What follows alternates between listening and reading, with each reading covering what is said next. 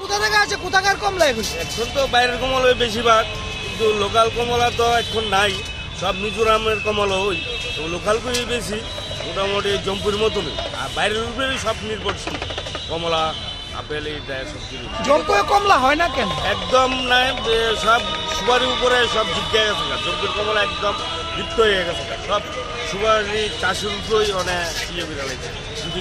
বাইরের কমলাটা কিরকম রেট? 40-50 এর মধ্যে থাকে। কিরকম চাহিদা রয়েছে এবং কোথাকার কমলা এগুলি বাজারে যে পাওয়া যাচ্ছে? কমলার তো এখন মোটামুটি বর্তমান লোকাল চাহিদা আছে, কিন্তু লোকাল তো মাল প্রোডাকশন কম, লোকাল তো নজর দিচ্ছে না কেউ।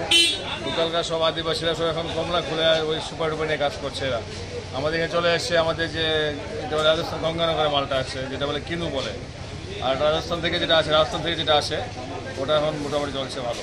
কিন্তু ওটা মিষ্টিটা ঠিক, লোকাল তো মিষ্টি হয়, ভালো মিষ্টি, কিন্তু প্রোডাকশনটা কম হচ্ছে লোকাল।